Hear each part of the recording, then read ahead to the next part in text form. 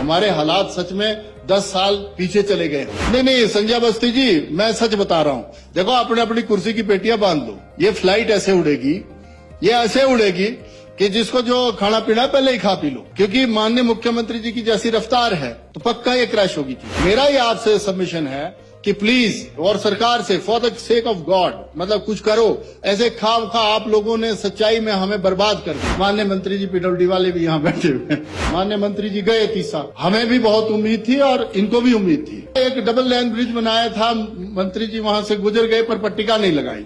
मैं चाहता था कि माननीय विक्रमादित्य जी पीडब्ल्यूडी मिनिस्टर अपनी पट्टिका लगा करके जाते तो और अच्छा होता। और डिवीजन की बिल्डिंग भी बनी गई थी, पता नहीं क्यों इन्होंने क्यों नहीं किया। अच्छा, इनसे उद्घाटन क्या करवाया गया? आपसे जो उद्घाटन करवाए गए, जिस लड़ोग रोड को ऊपर बढ़ोत तक करवाया गया, उसको तो मैं उद्घाटन कर चुका था। घट्टा रोड को मैं कर चुका था, क्योंकि प्रधानमंत्री ग्राम सड़क योजना में बनी थी। ये जो डिपार्टमेंट के लोग हैं, आपको ये कसने चाहिए कि भाई तुम जो है वो उद्घाटन किए हुए चीजों का उद्घाटन करवा रहे हो। जैसे जो योजना हमने चलाई वो योजना आपने बदल दी, जिसका जीता जाता उदाहरण ये है।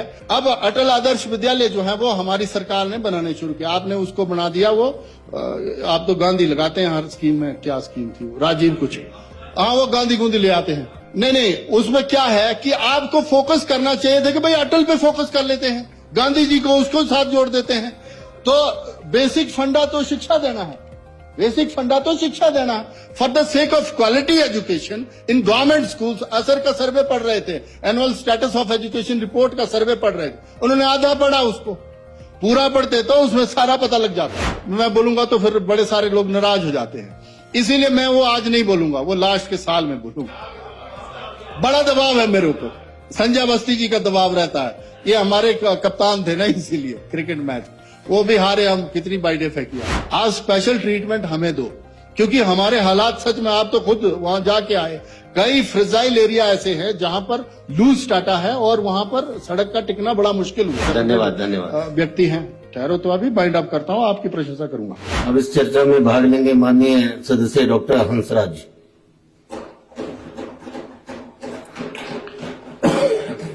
माननीय उपाध्यक्ष महोदय,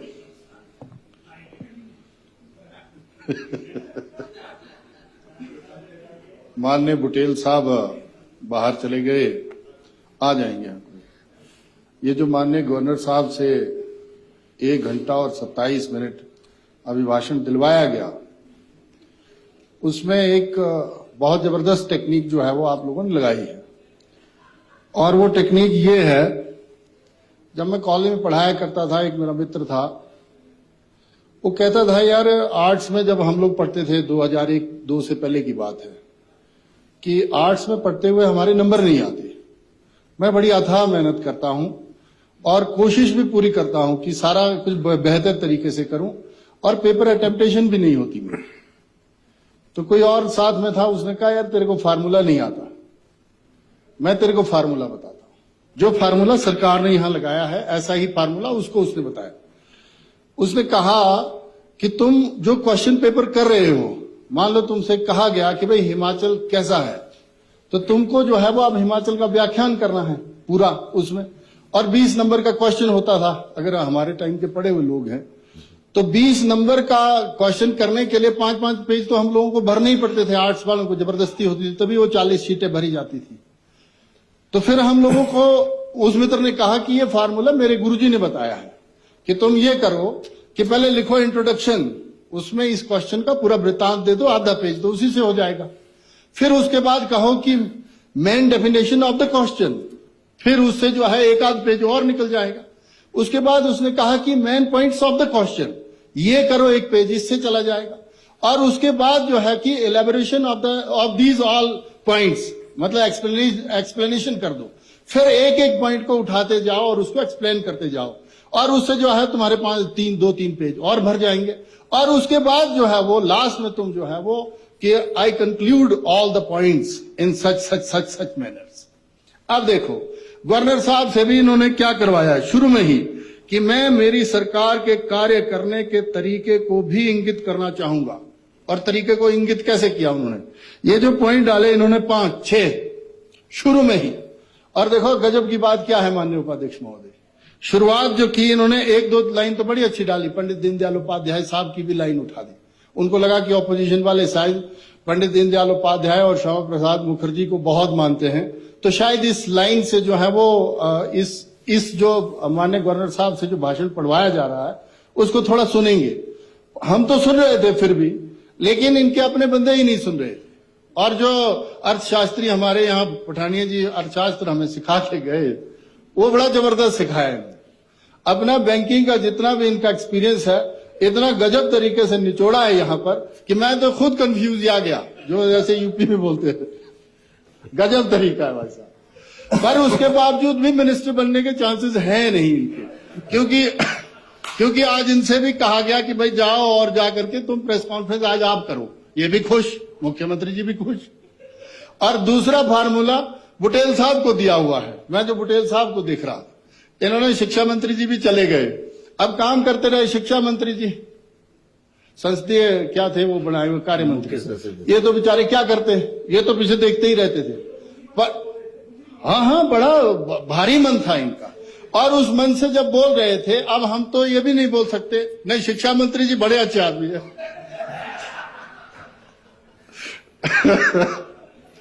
इनका तो विराट रूप है, ये आधे से रावण है, पूरे नहीं है। इसीलिए मेरा निवेदन है कि माननीय राज्यपाल साहब से जो आप लोगों ने इतनी देर में पढ़ाया, ये सच में उस बड़ी जो गरिमा थी, मैंने तो उनको दिया था सुझाव, मैंने कहा पढ़ा हुआ समझा जाए, आप 2 मिनट में ही निकल लेना, बाद में फिर हमें इसका व्याख्यान करना पड़ेगा। और हमारे पत्रकारों ने भी खींच दिया उसको बड़े गजब तरीके से। तो ये सारी जो व्यवस्था है, मुझे लगता है अव्यवस्था के रूप में चली हुई है। स्टेट का तो मुझे पता नहीं क्या चल रहा है क्या नहीं चल रहा है, सीधा मैं चुराहा की तरफ ले जाता हूं आपको। माननीय मंत्री जी पीडब्ल्यूडी वाले भी यहां बैठे हुए हैं। नहीं, ये तो जल सकती हैं। मेरा माननीय, मैं तो उपाध्यक्ष महोदय, हंसी इस बात की आ रही है, मैं सच गजब स्थिति में हूं। मैं धन्यवाद करना चाहूंगा पूर्व मुख्यमंत्री आदरणीय ठाकुर जयराम जी का, सच दिल से मैं सच्चाई से कह रहा हूं। देखो जितने डिवीजन, जितने सब डिवीजन, 246 तो मैंने सड़कें बनाई अपने टाइम में। और किसका, किस लिए? नहीं, राज में तो किया था, इसीलिए तो डिप्टी था मैं यहां। मेरा सिर्फ आप लोग ये समय खाते हैं मेरा, फिर मैं आप बोलते समय होगा। देखो मैं जो आपको ये जो स्पष्ट चीजें कह रहा हूं, माननीय मंत्री जी गए 30 साल, हमें भी बहुत उम्मीद थी और इनको भी उम्मीद थी कि मैं डिवीजन की हमारी बिल्डिंग जो माननीय पूर्व मुख्यमंत्री जी ने, हमने 6-7 करोड़ रुपया दिया और भव्य बिल्डिंग बनी है। बस अड्डा जिसका जिक्र माननीय मुख्यमंत्री जी ने किया, वो बस अड्डा तो हमने 9, 10, 11 करोड़ रुपया खर्च करके बना दिया था। वो तो आचार संहिता लग गई और बाहर जो टायरिंग तारकोल बिछना था बस वही रह गया था, और वो तारकोल आज तक नहीं बिछा। मतलब अंदर बस अड्डा बन गया, इन्होंने ऑनलाइन पता नहीं ऑफलाइन कैसे उद्घाटन किया, ना पट्टिका लगी वहां पर ना कुछ हुआ, और बसें घुस गई अंदर और वो दुकानें बेच दी। आप नहीं। तो वो तारकोल नहीं बिछी है माननीय डिप्टी सीएम साहब, वो तारकोल तो बिछवा दो, वो सारी धूल मिट्टी अंदर जा रही है, मैं सच्चाई कह रहा हूं। दूसरा एक डबल लाइन ब्रिज बनाया था, मंत्री जी वहां से गुजर गए पर पट्टिका नहीं लगाई। मैं चाहता था कि माननीय विक्रमादित्य जी पीडब्ल्यूडी मिनिस्टर अपनी पट्टिका लगा करके जाते तो और अच्छा होता, और डिवीजन की बिल्डिंग भी बन ही गई थी। पता नहीं क्यों इन्होंने क्यों नहीं किया। अच्छा, इनसे उद्घाटन क्या करवाया गया, अब वो ईएनसी साहब बताएं या एक्शन साहब बताएं या और लोग, कर्मचारी तो रहते नहीं, कमर साहब ही हैं बेचारे, तो ये तो कहां जाएं। तो ये जो आपसे जो उद्घाटन करवाए गए, जिस लड़ोग रोड को ऊपर बढ़ोत कर करवाया गया, उसको तो मैं उद्घाटन कर चुका था। घट्टा रोड को मैं कर चुका था, क्योंकि प्रधानमंत्री ग्राम सड़क योजना में बनी थी। और प्रधानमंत्री ग्राम सड़क योजना में जो आपको कोटी से चकलू राजनगर से होते हुए चंबा ले जाया गया कि बाइंडिंग हो रही, उसकी तो पहले करवा चुके थे हम। ये जो डिपार्टमेंट के लोग हैं, आपको ये कसने चाहिए कि भाई तुम जो है वो उद्घाटन किए हुए चीजों का उद्घाटन करवा रहे हो। अब पट्टिका लगती नहीं, जब हम अपोजिशन में होते हैं तब ये ख्याल भी नहीं रखते हैं कि भाई हमारी कोई पट्टिका लगेगी। लेकिन फिर भी हम चाह रहे थे कि माननीय मंत्री जी आए हुए हैं तो पट्टिका लगाएं, अब वो भी नहीं लगी। अब देखो हमारा रोना क्या है। आपने स्वास्थ्य व्यवस्थाएं जो है वो इसमें भी गिनवाई, खुशहाल किसान भी गिनवाया, बागवान भी गिनवाया, और माननीय जो हमारे राज्यपाल हैं उनसे गिनवाया। चुराह विधानसभा क्षेत्र में हमने जो है वो पिछली सरकार में माननीय पूर्व मुख्यमंत्री जी ने इनके आशीर्वाद से हमने 40 बेडेड हॉस्पिटल को 100 बेडेड बनवाया। वो किस लिए बनवाया था? हमारी लगभग 45 पंचायतें उसी हॉस्पिटल में फीड होती हैं। 300 से 400 की ओपीडी एवरी डे है। उस टाइम इन्होंने उसका उद्घाटन किया, उन्नयन किया, बेड भी लगे, हमारा एक्सरे, सीटी, मतलब ये सारी चीजें होने लगी। और उसके साथ साथ जो है वो हमें 17 डॉक्टर भी मिले और पूरे 4.5 साल 17 डॉक्टर रहे। अब देखो आप व्यवस्था का आलम देखो। मैं तो मुख्यमंत्री जी सुन रहे होंगे, फिर वो नाराज होते हैं मेरे से। मैं उनसे फिर ये रिक्वेस्ट करना चाह रहा हूं कि उन हमारी 47 पंचायतों के लोगों ने आपका और बाकियों का क्या बिगाड़ा हुआ है? हमें आज 2 ही डॉक्टर वहां पर है और वो भी डेपुटेशन में। कभी कलेल पीएचसी से उठाया जाता है, कभी बोंदेड़ी से, कभी नकरोड़ से, कभी जसौरगढ़ से उठाया जाता है। ये बड़ा दुर्भाग्यपूर्ण विषय हो गया है। वो तो रेफरल से भी बदतर चला गया। स्वास्थ्य वहां पर जो सैनिटेशन के लिए हमने बंदे रखे थे आरकेएस में भी पैसे की जो है वो किल्लत हो गई और अब वो जो बंदे रखे थे वो भी ड्रॉप करने पड़े हॉस्पिटल वालों को। हमारे हालात सच में 10 साल पीछे चले गए हम लोग। मैं ये आप लोगों को बताना चाहता हूं, माननीय मुख्यमंत्री जी से निवेदन करना चाहता हूं। देखिए उस हॉस्पिटल ने उस हॉस्पिटल के थ्रू हमारी पूरी कंस्टिट्यूएंसी लगभग फीड होती है। अब जो मेडिकल कॉलेज चंबा है उसका भी आलम ऐसा हो गया है, वहां से हम लोग रेफर होकर के सीधे टांडा आ जाते हैं।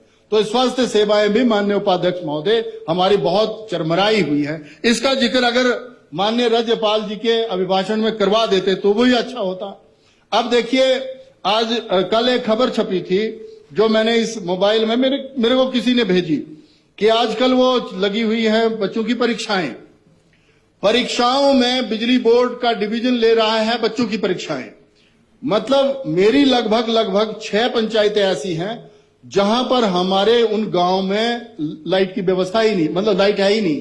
ट्रांसफार्मर जो जलता है वो 2-2 महीने नहीं आता। मैंने पीछे क्वेश्चन भी किया था इनसे कि जनाब वो डिवीजन माननीय पूर्व मुख्यमंत्री ठाकुर जयराम जी ने इसीलिए दिया था कि हमारे चंबा में डिवीजन के नाम पर एक तीसा में डिवीजन होना चाहिए, क्योंकि वही भरमौर को फीड कर रहा है, वही चंबा को फीड कर रहा है, वही तीसा को करेगा, तो कैसे होगा ये? अभी देखो ये जो खबर छपी है ये बड़ी वो है आत्मा को झुंझलाने वाली खबर है कि हमारी जो गुलई है बैरागढ़ पंचायत है, ये अमर उजाला ने छापी है खबर। और मेरे को जो वो कह रहे थे कि हमारा गलुआ जो ये हडेंगल गांव है, दलेंजन गांव है, ये सारे के सारे जितने गांव हैं ये सारे आज भी 3-4 दिनों से 5 दिनों से लाइट नहीं। क्या पेपर देंगे बच्चे? और माननीय ये शिक्षा मंत्री जी कह रहे थे कि गुणात्मक शिक्षा की तरफ हम लोग बढ़ रहे हैं। हमारे हालात सच में बदतर हो गए हैं।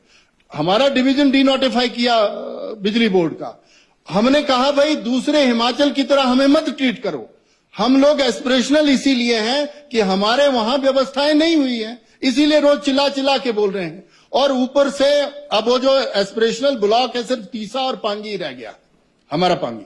तो उसमें भी जो है वो माननीय मुख्यमंत्री जी ने आश्वासन दिया, 2 साल हो गए। अब वो ना डिवीजन आया हमारा, ना सब डिवीजन आया, ना तारे, ना खंबे, ना कुछ। और हमारी ऐसी स्थिति हो गई है कि हम आज से 10 साल पीछे चले गए। बड़ी मुश्किल से एक ट्रैक पकड़ा था जब कांग्रेस के आपके विधायक हुआ करते थे 2012 से पहले। तब तो हालात खराब थे ही थे, कोई गांव कनेक्ट नहीं हुआ होता था। 16 ही सड़कें मुझे विरासत में मिली थी। आज हमारे पास 246 सड़कें तो हमारी अपनी बनाई हुई है पूर्व मुख्यमंत्री जी के आशीर्वाद से। और लगभग सारी सड़कों का उन्नयन जो है वो ग्रामीण सड़क योजना में हो चुका है, प्रधानमंत्री ग्राम सड़क योजना। और लगभग 5000 मकान तो प्रधानमंत्री आवास में आए हुए हैं। अब जल शक्ति की तरफ आते हैं। जल शक्ति में मुझे चिंता इस बात की है, माननीय मंत्री जी या डिप्टी सीएम साहब यहां पर हैं, आप एक आदेश जारी करो। लगभग 500 करोड़ रुपए की सैंक्शनें हमारे वहां थी और काम भी चल पड़ा था। काम भी आधा हो गया, 70%, 75%। उसमें आप जवाब दें उसमें क्यों अब वो पूरे हो नहीं रहे हैं प्रोजेक्ट। देखो सबसे बड़ा प्रोजेक्ट था हमारा गुनघराट का, लगभग 38 करोड़ रुपए हम उस पर खर्च कर रहे थे। इनटेक बन गया, उसका जो सप्लाई चेन है वो सारा बन गया और जो डिस्ट्रीब्यूशन टैंक्स हैं वो भी बन गए। लेकिन अब उसकी बहाली नहीं हो सकती क्योंकि डिस्ट्रीब्यूशन में जो हमारा फिल्टर बेड लगने थे वो नहीं बन पाए। यही 10-20 लाख का झोल रहा होगा, वो भी रह गई स्कीम हमारी। अब देखो उसका नुकसान क्या हो रहा है। ऐसा सभी स्कीमों में हो रहा है। हिमगिरी में हमारी एक थी, सनवाल से लेकर के सई कोठी तक थी, हमारा बौंदेड़ी से मंगली तक एक थी, हमारे यहाँ खुशनगरी से लेकर के खजुआ तक एक स्कीम थी, हमारा चांजू के इलाके में एक स्कीम थी। सारी की सारी स्कीमें खड़ी हो गई माननीय मंत्री जी। अब दिक्कत क्या हो गई है, वो टैंक भी लोगों ने जो है वो खराब करने शुरू कर दिए, पाइपें चुरानी शुरू कर दी। अब दिक्कत यह हुई कि जब तक उसमें पैसा आएगा तब तक वहां पर न पाइपें होंगी न टैंक साबित बचा होगा। ये डायरेक्शन तो आप दे ही दो अपने सेक्रेटरी को या एएनसी जो भी जिसको भी देंगे आप, कि भाई कम से कम रख रखाव तो रखो, जब तक वो पूरी नहीं होती 2 साल तो बचाओ जब तक हमारी सरकार नहीं आती। मेरा ये आपसे निवेदन है। नहीं, मैं साफ बोल रहा हूं, आनी तो है ही है। अब जैसी आपने वो किए हुए हैं। नहीं संजय बस्ती जी, मैं सच बता रहा हूं। देखो अपने अपनी कुर्सी की पेटियां बांध लो। ये फ्लाइट ऐसे उड़ेगी, ये ऐसे उड़ेगी कि जिसको जो खाना पीना पहले ही खा पी लो, क्योंकि माननीय मुख्यमंत्री जी की जैसी रफ्तार है तो पक्का ये क्रैश होगी चीजें, और पक्के बचेंगे वही जो थोड़ा बहुत काम करेंगे। तो मेरा ये निवेदन है, मैं तो हिमाचल की जनता से भी आग्रह कर रहा हूं। देखो हुआ क्या है, पिछली सरकारें जैसे जो योजना हमने चलाई वो योजना आपने बदल दी। जिसका जीता जाता उदाहरण ये है, उसका नुकसान जनता को होता है। अब अटल आदर्श विद्यालय जो है वो हमारी सरकार ने बनाने शुरू किया, आपने उसको बना दिया। वो आप तो गांधी लगाते हैं हर स्कीम में, क्या स्कीम थी वो, राजीव कुछ, हाँ वो गांधी गूंधी ले आते हैं। नहीं, उसमें क्या है कि आपको फोकस करना चाहिए था कि भाई अटल पे फोकस कर लेते हैं, गांधी जी को उसको साथ जोड़ देते हैं। तो बेसिक फंडा तो शिक्षा देना है, बेसिक फंडा तो शिक्षा देना। For the sake of quality education in government schools, असर का सर्वे पढ़ रहे थे, annual status of education report का सर्वे पढ़ रहे थे, उन्होंने आधा पढ़ा, उसको पूरा पढ़ते तो उसमें सारा पता लग जाता। देखो मैं तो आपसे ये आग्रह कर रहा हूं माननीय उपाध्यक्ष महोदय, कि आपने इतना सारा भाषण माननीय राज्यपाल महोदय से दिलवाया, ये ठीक किया, दिलवाया तो दिलवाया, इसमें क्या दिक्कत है। लेकिन जो प्रत्यक्ष चीजें हैं, जैसे चंबा जैसा जिला जो नितांत जो है वो आकांक्षी रहा है हर बार, उसको बहुत जरूरत है फीड करने की। आप जो है वो इंफ्रास्ट्रक्चर खड़ा कर रहे हैं, फिर मैं बोलूंगा तो फिर बड़े सारे लोग नाराज हो जाते हैं, इसीलिए मैं वो आज नहीं बोलूंगा, वो लास्ट के साल में बोलूंगा।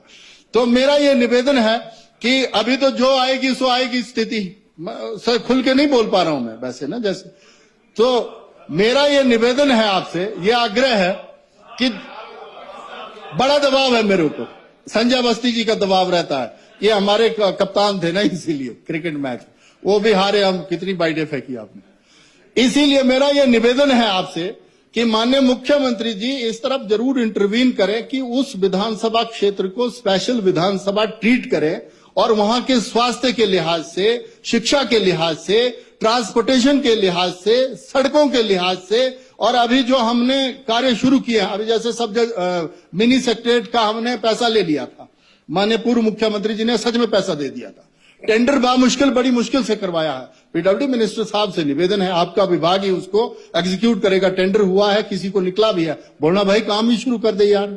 अब वो पता नहीं काहे को उसने खड़ा किया हुआ उस काम को। तो मेरा ही आपसे निवेदन है, अभी जैसे ये बरसात हुई थी उसमें बहुत सारे हमारे सड़क, जो मुख्य सड़क है चंबा तीसा, उसमें CIRF का जो वो पैसा मिलता है, इसमें हम माननीय गडकरी जी से भी मिले। अब मैं आपसे ये सबमिशन करना चाहता हूं माननीय मंत्री जी से, मुख्यमंत्री जी से भी, कि हमारा 2019-20 से हमारी सरकार के टाइम में भी गया, और आपसे भी विशेष आग्रह करना चाह रहा हूं, कोटी से लेकर के बड़ो से लेकर के कफाड़ी, ये लगभग 87 करोड़ की हमारी DPR वहां सबमिट हो गई है, और उन्होंने कहा कि हम अप्रैल में दे सकते हैं अगर मंत्री जी या सरकार रिकमेंडेशन देगी।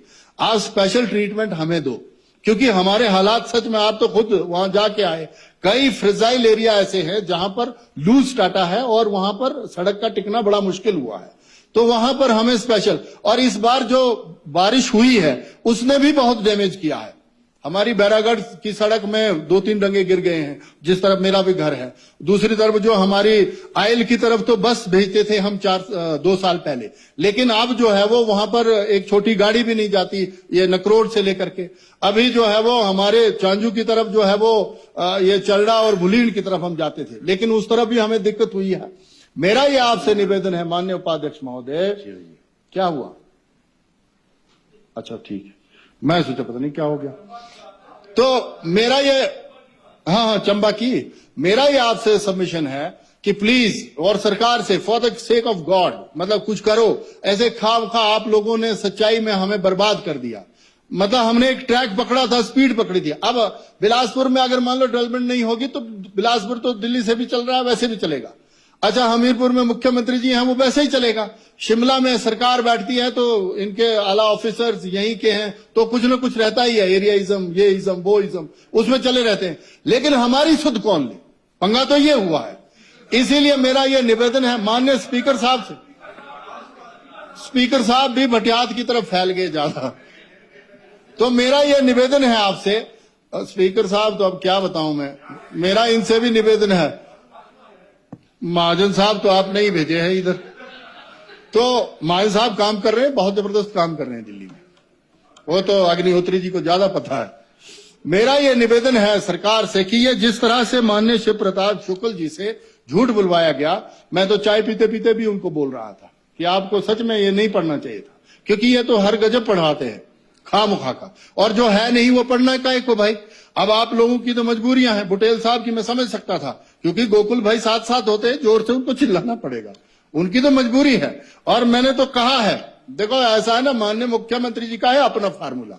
कुछ मामलों में तो हम उनकी भूरी भूरी प्रशंसा करते हैं, जिसको ठीक करना बड़े बंदे ठीक कर दिए, किए आपकी तरफ ठीक, मतलब ठीक कर दिए। और दूसरा मेरा ये आग्रह है, माननीय मुख्यमंत्री जी सुन रहे होंगे, मैं ये उनको फॉरवर्ड भी कर दूंगा कि भाई हमारा जो स्वास्थ्य संस्थान मेन तीसा था, जो पीएचसी बैरागढ़ की खाई वो तो कोई बात नहीं है, जो कॉलेज खाया वो भी कोई बात नहीं है, जो हमारा वो एक और पीएचसी कोहाल की ले गए कोई बात नहीं, और कई संस्थान ऐसे हैं जो ले गए, कोई दिक्कत नहीं है, कर लेंगे हम गुजारा, अभी तो कोई दिक्कत नहीं। लेकिन जो हमारा बिजली बोर्ड का डिवीजन है, बच्चे परेशान हो गए सच्चाई में। डायरेक्शन दो उनको, जो हमारे एससी चीफ जो भी बैठते होंगे उनको बोलो कि भाई अभी तो ट्रांसफार्मर दो, पर वो भी परेशान है कि हम तो इनको दोबारा वो भी नहीं कर पा रहे हैं। क्या होती है वो करने को, क्या करते हैं उसको, ट्रांसफार्मर को, हाँ वो भी नहीं कर पा रहे। तो मेरा ये आपसे ये निवेदन है कि माननीय मुख्यमंत्री जी जो है वो ये इस तरह का झूठ ना बुलवाएं। एक बहुत धन्यवाद व्यक्ति हैं, ठहरो तो अभी बाइंड अप करता हूं, आपकी प्रशंसा करूंगा। तो मेरा ये आपसे निवेदन है, आप तो बहुत खूबसूरत लगते हैं जब यहां बैठते हैं, पता ही नहीं चलता, मतलब ऐसे भव्य लगते हैं। तो मेरा ये आपसे ये आग्रह है कि ये मैं हंसते हंसते इसीलिए बोल रहा हूं कि अंदर जो गुबार है वो निकाल नहीं पा रहा हूं, ठीक है जी। पर मैं ये विश्वास रख रहा हूं कि माननीय मुख्यमंत्री जी कम से कम वो डिवीजन की बहाली कर दें, और वो जो मसनून का कॉलेज हमारा उड़ाया है वो जरूरी है, जहां जरूरी है वहां खोलने चाहिए संस्थान। और चुराह को आप नदौन के साथ ट्रीट ना करें, मतलब ऐसे वो कंपेयर ना करें। और दूसरा, भाभी जी से भी रिक्वेस्ट है, प्लीज मेरी, अब आपसे ही सबमिशन करूंगा मैं कि आप ही तो बोलो इनको कि भाई हमारा वो डिवीजन वापस दे दो, एक कॉलेज दे दो। पीएचसी चलो वो ले लेंगे हम, जब माननीय जयराम जी आएंगे फिर चीफ मिनिस्टर बनेंगे। कर्नल साहब तो कुछ बोलते नहीं ना, इनको तो बाबा साहब की उपाधि देनी ही पड़नी है, भगवान कसम, ऐसे मुझे लग रहा है। तो ये है भी बाबा साहब की तरह बोले हैं ये भी, तो इनको भी पता नहीं लगने देते, हमारे मित्रों को उठा देते हैं और वो इनको भी पता नहीं चलता। गुरु जी करो ये। तो मैं इतना ही कहना चाहूंगा, ये जो आपने ये जो पढ़वाया है खामखा का झूठ, उसका हम समर्थन कर नहीं सकते। धन्यवाद आपका माननीय डिप्टी।